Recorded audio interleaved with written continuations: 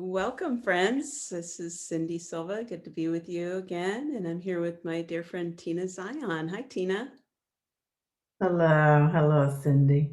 Uh, so It's, fun to see I you. am. We were just talking before we started the recording that we hadn't seen each other animated before on video. It's been a number of years, and we used to do all of Yes. our conversations over the telephone.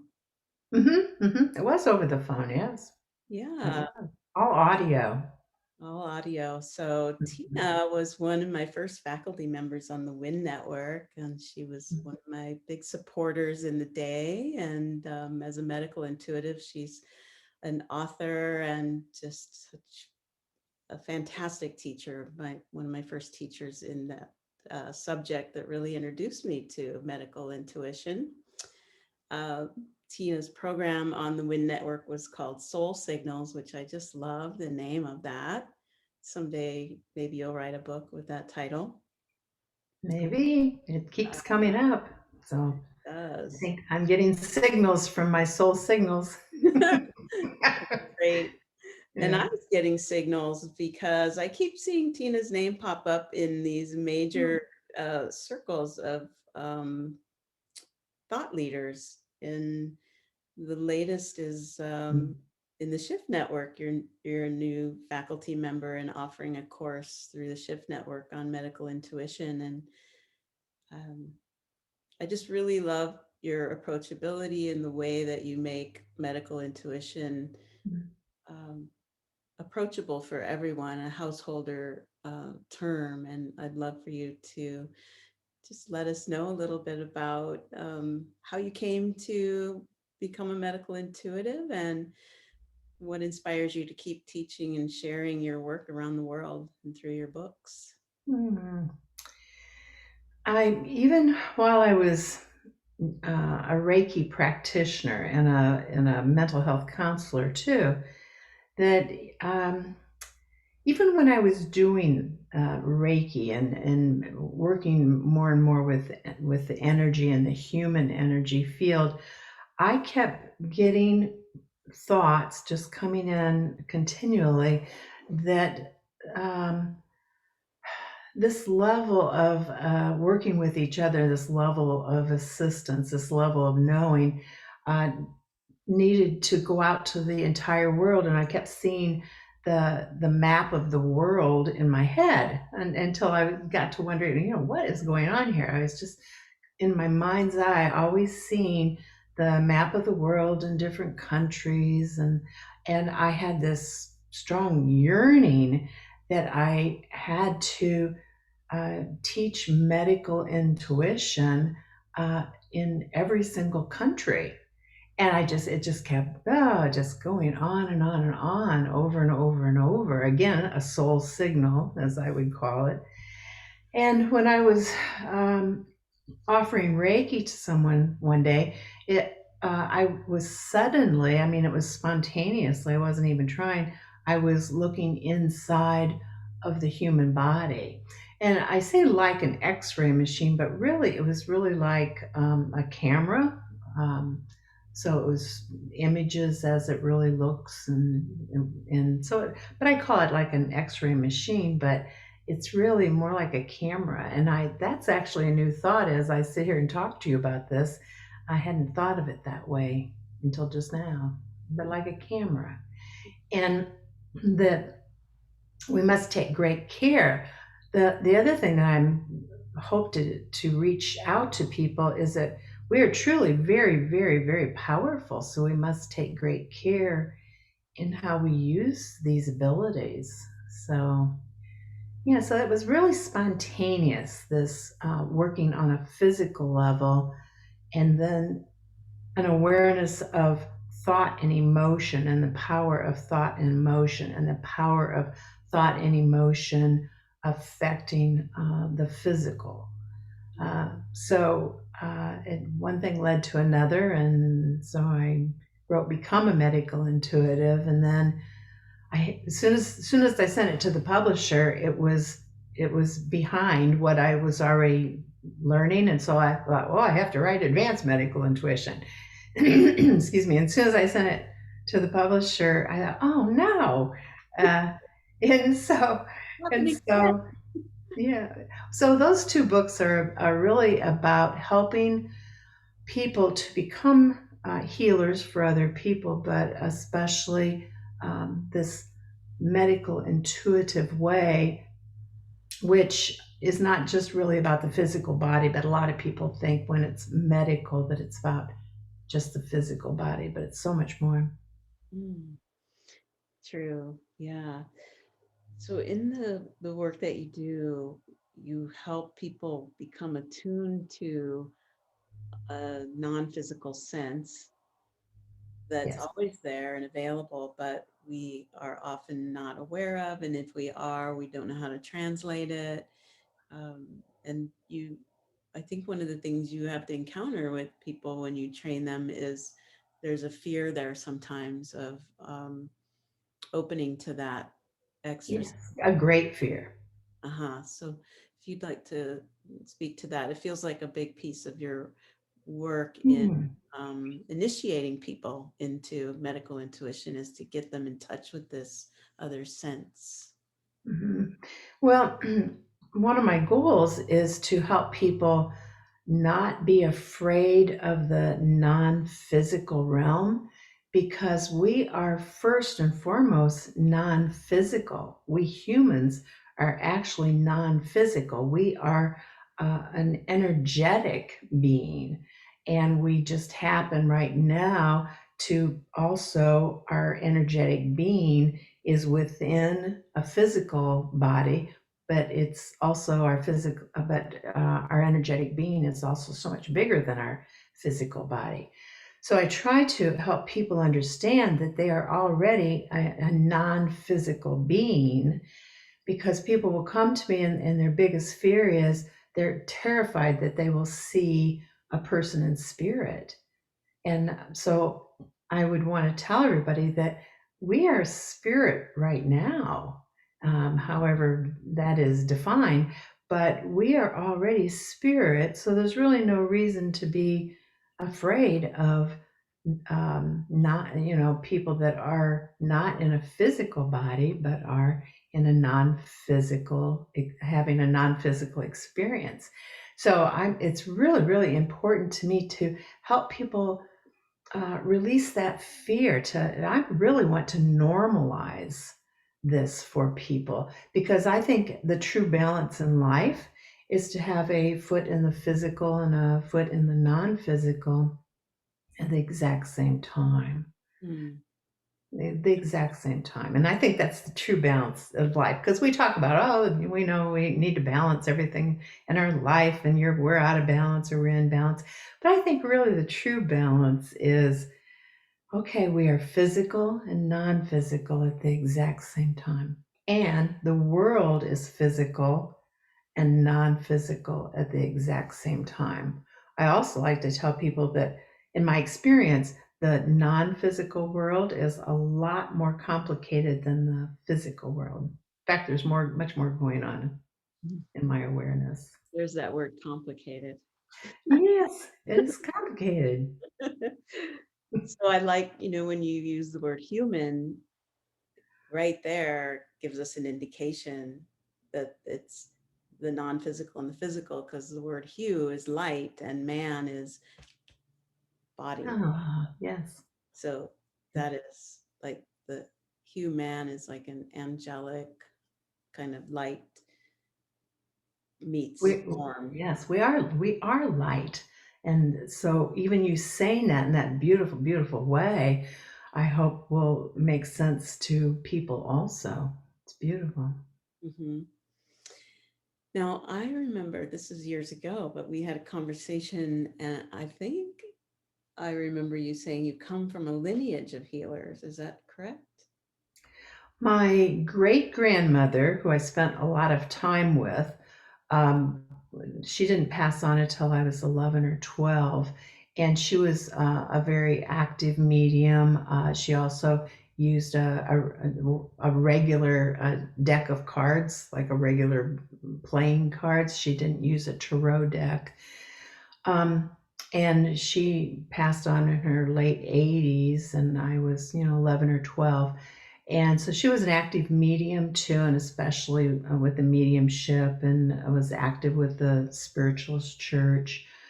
Um, and in fact, the people back then used a regular deck of cards in case somebody walked in, and then they could just act like they were playing, a card game, when in fact she was actually using that as a tool for a reading for other people. And then it's really just come down through the generations. But, my point I would really want to make about that is that we did not have and do not have a special gift to do this. This is one of the key things I hope to get across to people, is that what I had was the sense of this is very normal. There was, no classes, no teaching. My family never even brought it up. But if we saw a deceased relative, or a deceased relative was knocking on my bedroom window, of course he was. And that's really it. It was just it was normal. That it was expected and it was normal. So, but I would really want to emphasize to people that it's not a special gift. We're wired to do this because we are non-physical and physical at the exact same time. It's just a matter of noticing it. It's mostly noticing it. Mm-hmm. Well, that would be a good opportunity for you to give us an example of what noticing it is like. Hmm. Um, Well, this- people will do mentoring, private mentoring with me, and the everyday world is constantly giving us signals, is constantly giving us information, and yet people are phenomenal about not noticing it, or blowing it off like, oh, I just made that up. So people will come to me in mentoring sessions, and they're telling me how they can't be intuitive, but they yearn to be intuitive. And they give me all kinds of examples about how they're not intuitive. And what I hear, and I eventually get that hopefully across to them, what I hear is example after example after example of uh, wisdom coming to them, but they think, oh, it's just my imagination. Oh, that was a coincidence. So those are the two main things: it's imagination or coincidence. When truly, I will say sometimes the craziest things to people. And you know what they almost always say? I thought so.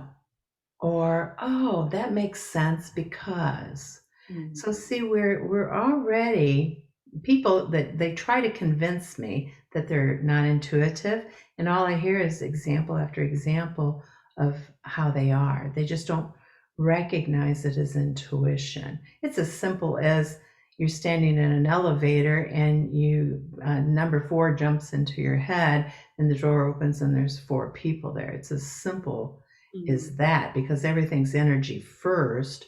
And so we pick up that information in energetic form, and then we don't recognize it. And so many people don't recognize it as, oh, wait a minute, that's that's intuition, because intuition is simply noticing information. That's really how I define intuition, is just noticing the information that's all around us.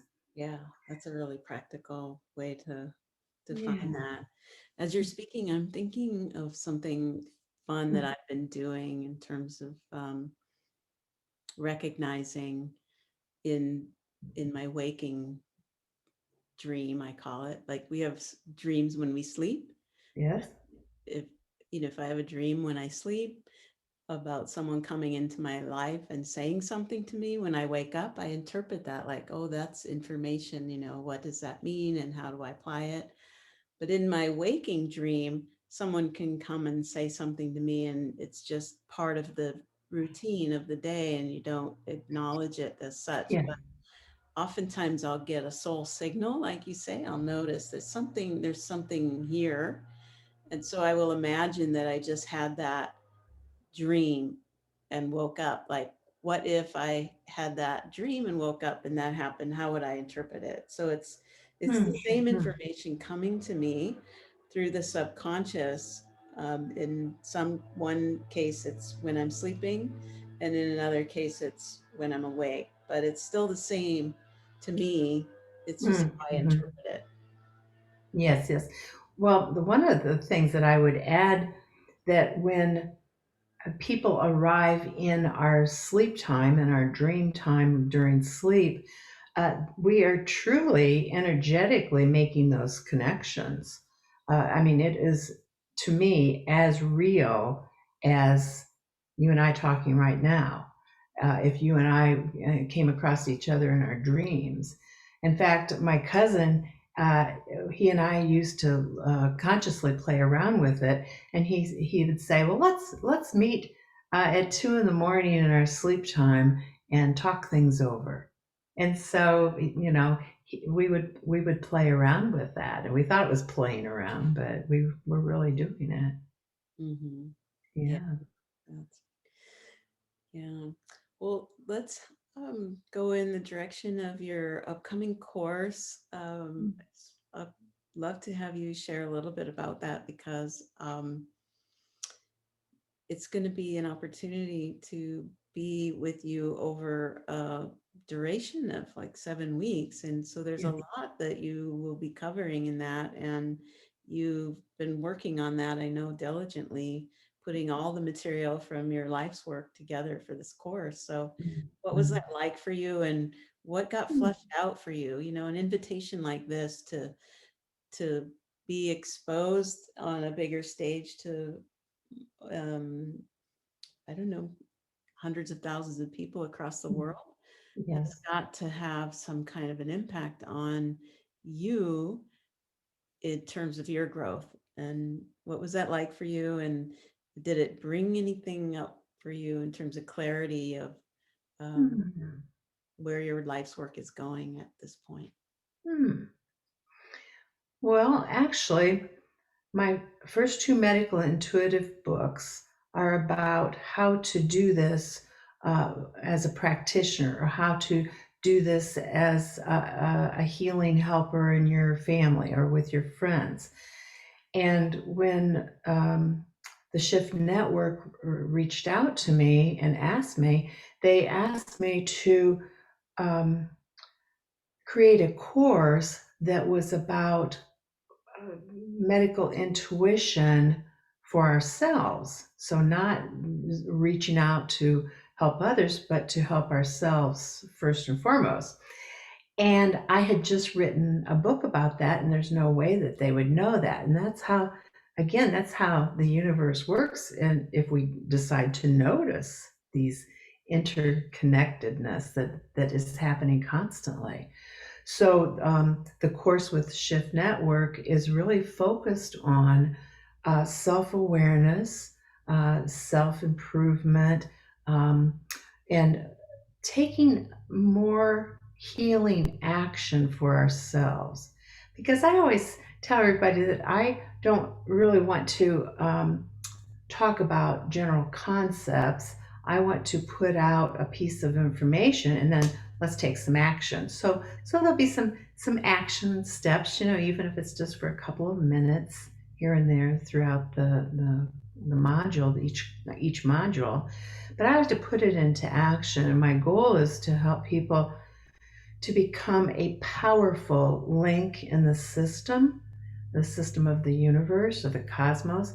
And we have a choice. We can be a weaker link, and that's a choice, and that's okay. But I hope to help people realize that they can be a very powerful link in the system, whatever that system is, healing system or system of life on earth and life in the non-physical. So that's really how that went. And I'll add one more thing. I was sitting in my sunroom one day, and the four very, very powerful beings came in, and I have seen them occasionally before, and they've just rushed in, and they call themselves the council. So they're my council. And they said, you must prepare. I said, prepare for what? I'm just sitting in my sunroom. Prepare for what? And they said, you must prepare because this expansion is going to happen. And then here I am with the shift network that is quite an expansion. Yeah. So Yeah. that's kind of my little story about it. Interesting. Yeah. I got the chills. So Did you? yeah, What when does you, that mean to you? oh, it's just truth. Like, Yes. yeah, Yeah. I could resonate with having similar experiences of foresight. Yes. Yeah. Hmm. Hmm. Well, and that's really living in that intuitive wisdom. And you mention wisdom, and you have wisdom in the work that you do, and the word wisdom is throughout your work that you do. So see, and wisdom is simply noticing. It's really noticing the information that's we're sitting in, breathing in, talking in. Mhm. Yeah, truly. And then um, how to apply it and take action, which is what you're sharing, is part of the work that you do. So Yes. I Yeah. wonder if I think people listening would love to hear some examples um, of how you've worked with individuals as a medical intuitive and Hmm. the results of that. I mean, that's just practical um, information that, Yeah. yeah, we like to know.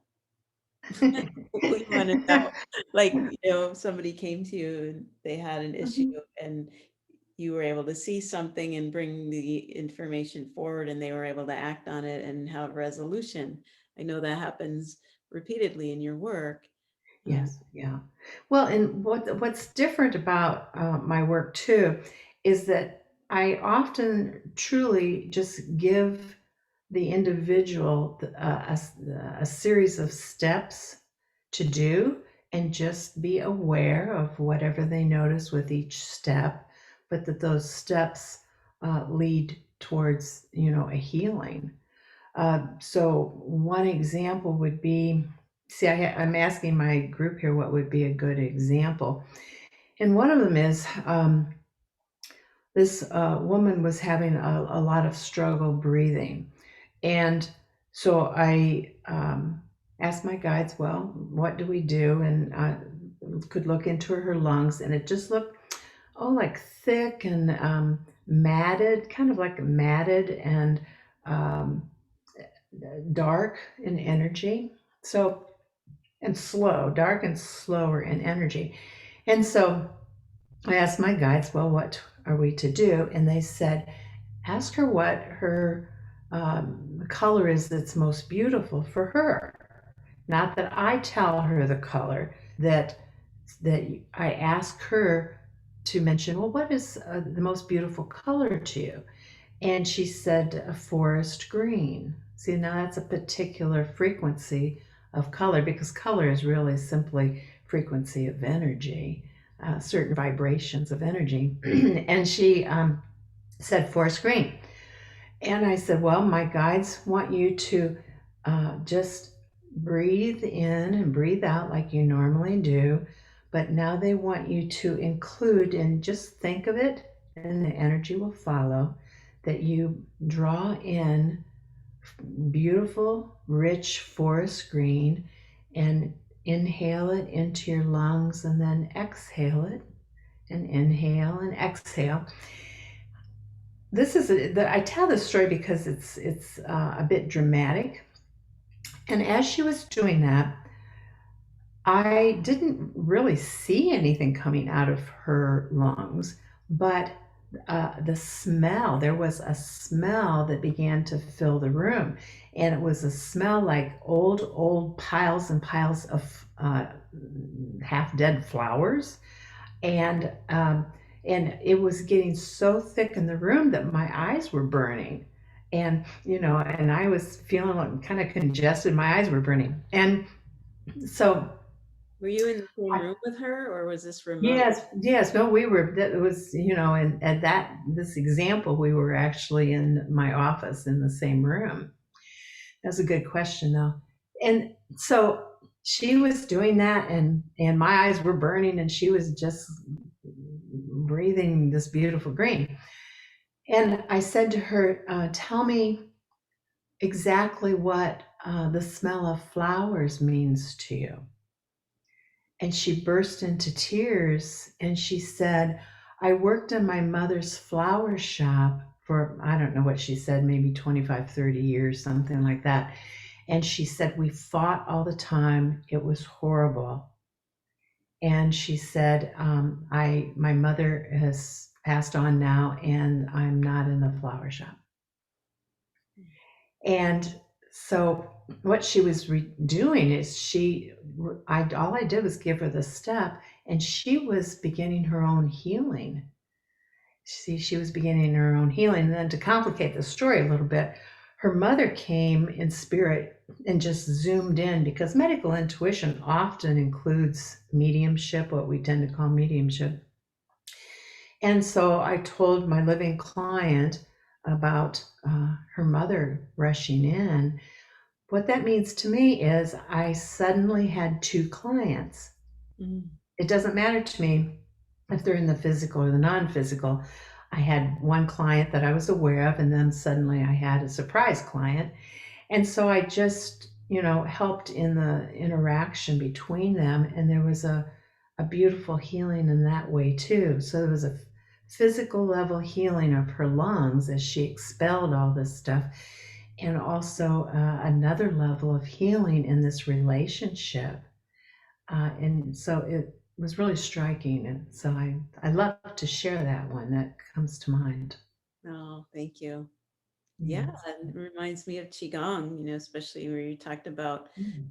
the Mm. congestion and the stagnation in the lungs, and then you gave her a color to breathe and to exhale and clear, and then so you move out the stagnation, and then you reconnect her in a healthy way to her mom and get that flowing again. It just felt really like a Qigong session healing to me, Oh, yes, yes. medical Qigong.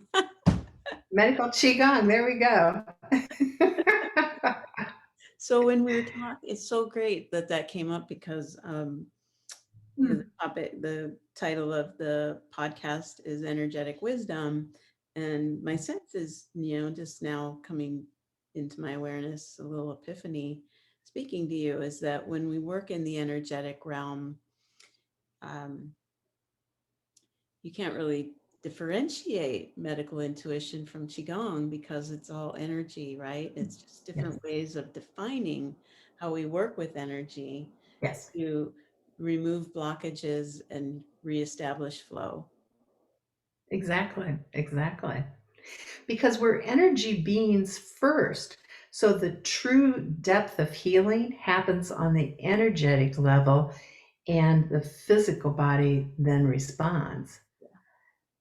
But the healing, that's one of the keys is, in Western medicine, we tend to just work on the physical level. But when we integrate the two together, we're doing things on the physical level, but also the non physical level. It's much, much more powerful. Yeah, really holistic. And well, thank you for sharing that example. And um, my sense of the work you do, like when I had the network and had a number of medical intuitives on as Mm. faculty offering radio programs, each of you Mhm. worked so differently and uniquely, but you were already from way back then, before you even wrote the book about um, Yeah. medical intuition for Mm. yourself. We're we're making it accessible to people that normally um, it would have felt intimidating to. You just made it feel very comfortable and easy, like anybody can do this. This is your birthright. You're born to do this. This is not special, like you said, even though you're from a Not lineage of special. healers. Um, But what's different is you didn't get the message that it was taboo. It was normal, right? For you growing Yes. up to allow this and to interact with this. And um, but a lot of people did get that message, and that's one of the roles you play, is to help them move beyond belief systems that cut them off from their own intuitive knowing. Yes, that's beautifully put. Because one of my true main goals is to normalize the non-physical world for people so that they're not afraid. It gets back to so many people come to my workshops or a private mentoring session, and they said, well, okay, I want to do this, but I don't want to see anything. I don't want to see a dead person, things like that. I hear, no, it's normal. We're spirit, and happen to be in a physical body at the moment, and it's no different. We're spirit first. We're energy first. Hmm. Yeah. Right. And so the model in the West is to treat the symptoms of the physical, but not address the energetic. And so Yes. we don't really get to the root of the issue. And the model from the East is to work with the energy first. And First. Yes. so there's this blending, this coming home to ourselves as energy beings. And it feels uh, that that's coming at us from a lot of different directions. You're bringing it in through medical intuition. There's a rise in popularity of Qigong and um, Yes. these kinds of um, what do I call, like energy healing, things like this. So it makes me feel like when we see a lot of health issues in our culture, and a lot of imbalance in our society and a lot of conflict, that maybe the root of that is that we're disconnected from our self as an energetic being, in touch with the wisdom that comes with that acknowledgement, and that um, being identified first as Mhm. light and energy versus identifying with the body and the suffering that comes when we're not integrated. So yeah, Mhm. it feels collective and individual, I guess is what I'm trying to say. Like Oh, I love that. you're working individually with people, but that individual work that we do, if everybody did it, we would solve a lot of the collective issues that we have. Absolutely, it would very much so, because underneath all this misery, it's like what is underneath physical pain is always emotional pain, and then wherever the pain is located at in the physical body gives us yet another level of information, a deeper understanding, because certain emotions tend to congregate. Um, or congeal in certain either areas or organs of our body. And so there's even more information. See, it's all layers of energetic information too. Mhm. And the thing of both Qigong and my sense is it's focuses on a powering up of the individual. And so I put it as I want people to understand how truly powerful they are and be a powerful link in the system. My guides keep talking to me about a powerful link in the entire system. So we're not separate. We can be a weak link or a powerful link, but we are a link irregardless. Yeah, yeah. So there's a couple ways um, that come to me about how, using Qigong, lots of people come to it because they have an illness. So they Mm, use it for healing, but it's also used preventatively, right? If we it's practice every true. day, Yes. keep the energy moving, and Yes. then we can avoid some of the illnesses that come from stagnation. And so I wonder with the medical intuition as well, like a lot of people come to you probably because they're dealing with a disease or an illness. But is there a protocol that you're offering and that you teach that is a preventative form of medical intuition? Hmm. Very much preventative because I actually now focus on teaching people to do this for themselves and to actually more deliberately direct their energy field and more deliberately be aware of it. So, this deliberateness uh, leads to more information. And when we have more information, we are able to run our energy field because science is even finding that energy follows human thought because at each thought that we think is an electrical spurt of energy. And so have been focusing more and more on being very deliberate and careful about our thoughts, and that will lead to carefulness about our emotions, which will lead to better health. So in Mm, all kinds of ways, not just the physical health, but health in our life in every single way. So it's that deliberateness, I would say. yeah, yeah. And I do see that rising in awareness Mm, collectively, mm. that more and more teachers are bringing forward information about not not buying into the story and believing everything you hear yourself say, and how some of that just isn't helpful, and um, how to move ourselves into states where information is state bound, right? The quality of the information we're receiving is Quality. bound to the state we're in. And so we want to learn to use our tools to keep ourselves in a state that attracts high vibrational Yes, yes, information. yes. When people do medical intuition on themselves, are they doing a body scan, or how would you describe that? Hmm. A body scan is part of it. It is all kinds of ways of being more self-aware, and um, also working with guides that are very specialized, not just any old guide floating around, that are very specialized guides who maybe even specialize in our health.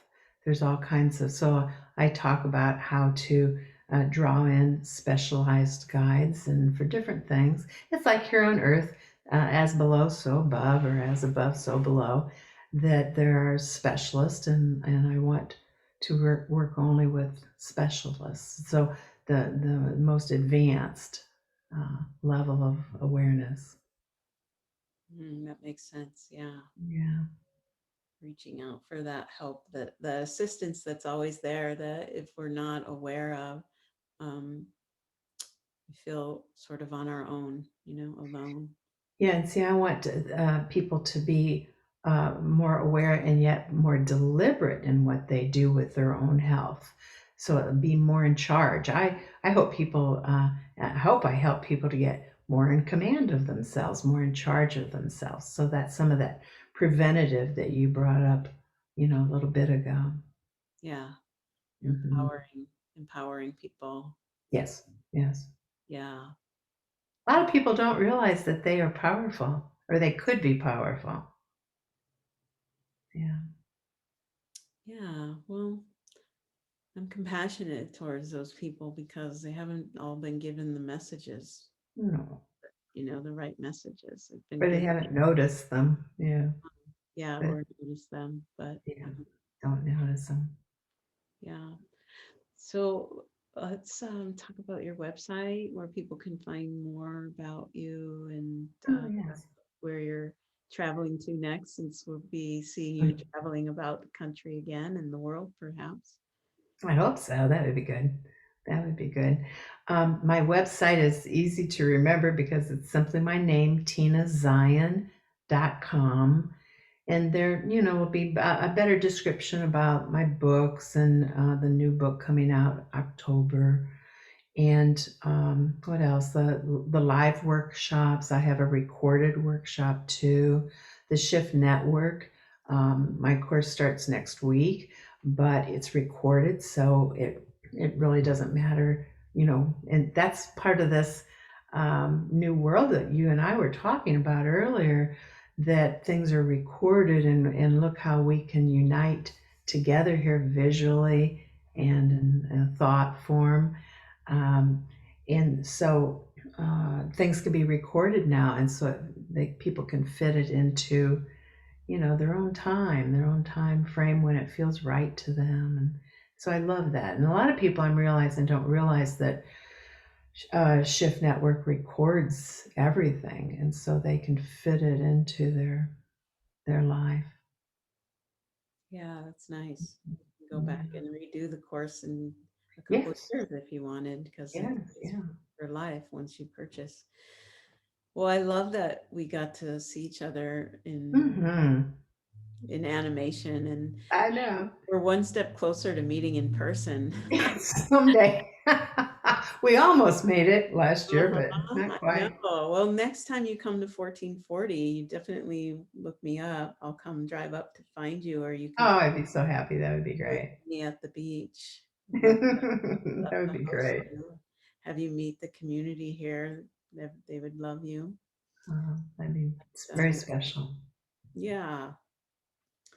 Any last things you would like to share that we didn't cover that you'd like our listeners to know? Or Well, I'd like the listeners to also know about how special you are and how sincere you are, and how I looked forward to this interaction, this conversation. I was delighted to meet with you, and I think other people are delighted to know you as well. oh, thank you, Tina. I mean that. I know you do. You're sincere. Thank you. Yeah, it was a sincere pleasure. And thank you for saying yes once again. You said yes years ago when I first reached out and said, would you want to be on my network? You said, I would love to. And that was just really supported me in having the confidence to build that to what it was, and to let it go when its time was, when its purpose was served. And Mm, um, mm. yeah, so now I'm considering launching, more consistently this podcast, and it's just such a good sign that you're here to help me do that, because we've been on this road together before, and Here we go again. I trust you so much. So It thank makes us giggle. you. We're good at that. All right, my friend. Thank you for your time. I know Thank you. you're in demand, so I appreciate it. And anytime you have anything new coming out and you want to talk about it, you Oh, thank you. can reach out, and we'll put it out there. Oh, bless your heart. All right, love. Bye for now. Alrighty. Bye, everyone. Thanks for tuning in. Bye bye.